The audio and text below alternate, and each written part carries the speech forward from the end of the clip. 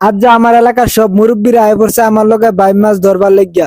আজ যা জোয়ার গার পরে বাড়া গাইছে দিকে দুইটা নৌকা লইছি বাইম মাছ ধরা নিবার লাগিয়া। কয়েকদিন আগে জোয়ার গা ছিল, জোয়ার গা তার কারণে পানি বেশি আসিল আর বেশি তার কারণে সুঙ্গাড়ে চাইতাছি না। আজকে বাড়া গাইছি দিকে আইসি আজ যা দুইটা নৌকা লইয়া মাছ ধরবার লাগিয়া। পয়লা সুঙ্গাটা আলগিরা দিয়ে কোনো নাই লেগে যাই হোক জাগগা সামনের দিকে আজ্ঞা। পরে কয়েকটা বুড়দা সুঙ্গাটার বিচারে আইন আলগিতাম লয়ে ছায়া দিয়ে এটার ভিতরে বাই মাছে লাগে আমার দ্বারা। আর আপনার একটা কথা কয়ে দিই, সবটি সুঙ্গার মধ্যে কিন্তু বাই মাছ লাগে না, আর জিডির মধ্যে বাই মাছ লাগে ইডি কিন্তু আপনারা দেয়। আর সম্পূর্ণ ভিডিও আমি করতে তাই অনেকক্ষণ যাবত ভিডিও করার পরে আর জিডির মধ্যে মাছটা ইডি আপনারা দেয়, জিডি মাছ না তা ইডি আপনারা দেয় না আর কি।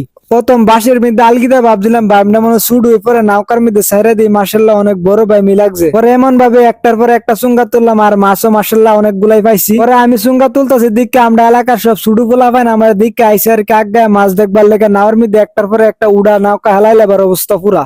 পরে একটা নৌকার মধ্যে উড়ে আর একটা নৌকাতে ফালতা পরে কি যে সুন্দর ভাবে এরা ফালাফালি করতেছে। পরে আমার নৌকার কাম পুরা 12টা বাজাই লিছে। পরে পোলা বানতে ভাই মাছ দিকে নৌকার মধ্যে আতা আতি লাগাই দিছে, কার আগে কুন্ডা ধরবো, কুন্ডা বড় কুন্ডা চুড়ো ইতার লই সবাই নাফানাফি শুরু করে দিছে আর কি। পরে আমি কইলাম অতলা পানি যে উড়েছে পানিটা তো পরে ফালান লাগবো। পরে আমি হেয়ত্র লয়ে পানি ফালান শুরু করে দিছি। পরে নাওর থেকে অনেকক্ষণ যাবত হেয়ত দিয়ে পানি ফালায় পরে আজকার বেশি সুঙ্গা তুলতেছি না পোলা পানিতের জ্বালা। তারপর আলহামদুলিল্লাহ বাড়াগার মধ্যে তুলতাম মার্শাল্লাহ অনেকগুলা বাইমি পাইছি, যা কিনা আমার কল্পনার বাইরে আসছিল এতগুলা মাছ পামু।